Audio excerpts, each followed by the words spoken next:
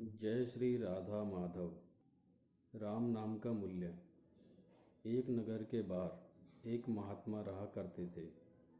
एक श्रद्धालु भक्त प्रतिदिन उनके पास जाता, दर्शन करता और श्रद्धा भक्ति पूर्वक उनकी खूब सेवा करता। उसकी सेवा से महात्मा प्रसन्न हो गए और बोले, तू ईश्वर भक्त है, तू साधु संत सेवी है, शास्त्र के वचनों पर विश्वास करता है, साधन निष्ठ है, तेरी सरलता और सेवा सराहनीय है। तू व्यर्थ के कुतर्क में नहीं फंसता, किसी का तू अहित नहीं करता। ये ही सब ऐसे आदर्श गुण हैं जो भक्त में सहज ही होने चाहिए। तुझको इन सद्गुणों में संपन्न और हर प्रकार से योग्य समझकर एक परम गोपनीय मंत्र दे रहा हूँ। इस मंत्र के वास्तविक महत्व को कोई नहीं जानता, इसे किसी को बतलाना मत। यह कहकर महात्मा जी ने राम उस भक्त के कान में कह दिया। वह भक्त राम नाम के जप में प्रवृत्त हो गया। अब तो राम का जप उस श्रद्धालु भक्त का स्वभाव बन गया। ना किसी की ओर देखना, ना ध्यान देना, ना कुछ कहना, बस निरंतर राम का जप करते रहना। भक्त रोज गंगा स्नान करता, पर राम के जप के अतिरिक्त दूसरे से उसका कोई प्रयोजन न था। एक दिन वह गंगा नहाकर लौट रहा था कि उसका ध्यान उन कुछ लोगों की ओर गया जो गंगा स्नान करके लौटते समय जोर जोर से राम राम बोल रहे थे। उनके द्वारा राम शब्द सुनते ही भक्तों को बड़ा आश्चर्य हुआ। वह सोचने लगा कि महात्मा जी तो यह कहते थे कि यह परम गुप्त मंत्र है, पर इसे तो जन जन बोल रहा है। फिर इसमें गोपनीयता कहाँ रही?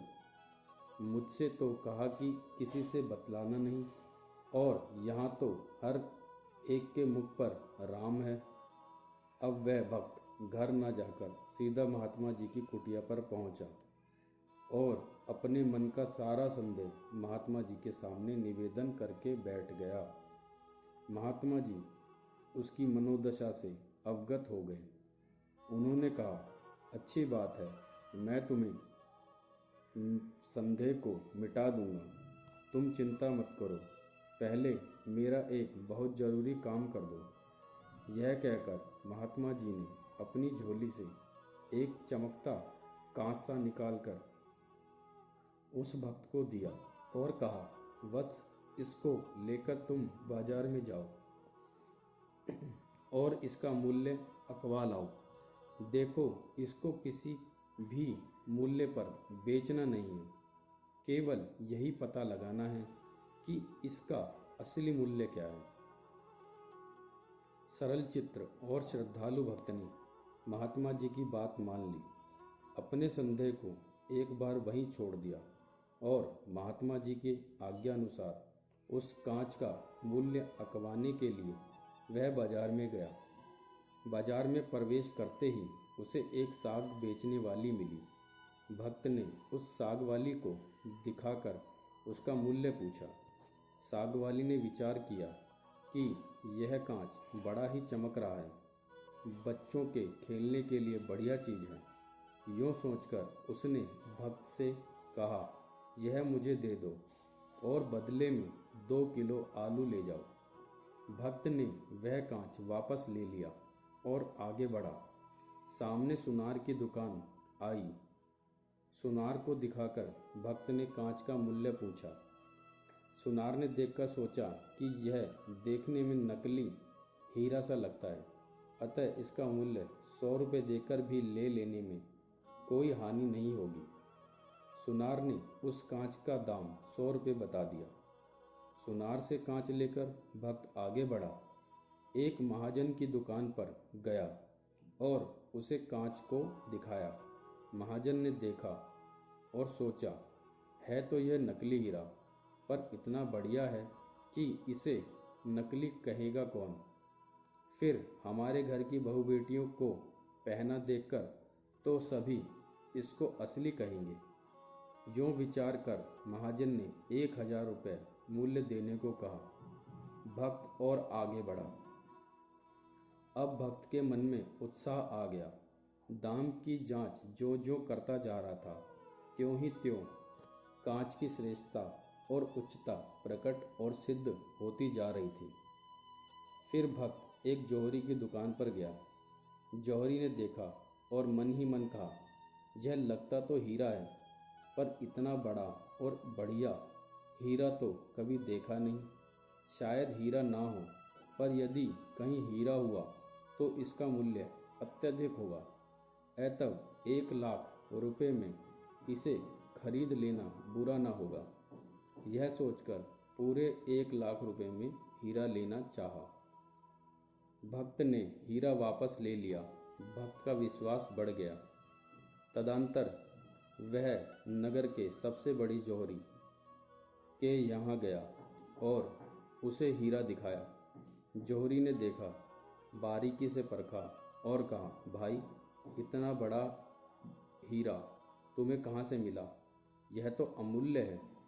इतना भव्य और बड़ा हीरा मैंने आज तक कहीं नहीं देखा। यह इतना मूल्यवान है कि जौहरियों के तथा बड़े बड़े सारे सुनारों और जौहरियों हीरों का जितना दाम हो सकता है, वह सब मिलाकर भी इसके मूल्य के बराबर नहीं हो सकता। वास्तव में इसका मोल आंकना किसी भी बुद्धि से बाहर की बात है। यह उस कांच के मूल्यांकन की पराकाष्ठा थी। भक्त लौटकर महात्मा जी के पास आ गया। महात्मा जी ने भक्त से कहा, कांच का मूल्य पूछा? भक्त ने कहा, महाराज, यह तो अमूल्य हीरा है। साग वाली ने 2 किलो आलू बताया। सुनार ने बदले में 100 रुपये देने चाहे। महाजन ने 1,000 आंके और जौहरी ने 1,00,000 कहा, और नगर के सबसे बड़ी जौहरी ने यही कहा कि यह अमूल्य है। देश के सारे हीरे मिलाकर भी मूल्य में इसकी बराबरी नहीं कर सकते। महात्मा जी ने वह हीरा वापस लेकर झोली में रख लिया। भक्त ने कहा, महाराज, मैं तो आपके आज्ञानुसार आपका काम कर आया। अब आप मेरे संदेह को दूर कीजिए। महात्मा जी ने हंसते हुए कहा, कर तो चुका भैया। बात भक्त की समझ में आई नहीं। उसने विनम्रता सहित पूछा, कैसे गुरुदेव? महात्मा जी बड़े प्यार से बोले, अभी तुमको प्रत्यक्ष उदाहरण दिया ना। तुम हीरा लेकर बाजार में गए। किसी ने 2 किलो आलू, किसी ने 200 रुपये, किसी ने 1,000 अथवा 1,00,000 रुपये मूल्यांकन किया, पर सच्चे जौहरी ने इसे अमूल्य बताया। चीज एक ही थी, पर सबका मूल्यांकन अलग अलग था। इसी तरह राम नाम भी अमूल्य वस्तु है। इसका सच्चा मूल्य आंकना किसी के बस का नहीं। और तो क्या, स्वयं राम भी इसका मूल्य नहीं बता सकते। राम न सकहि नाम गुण गाई।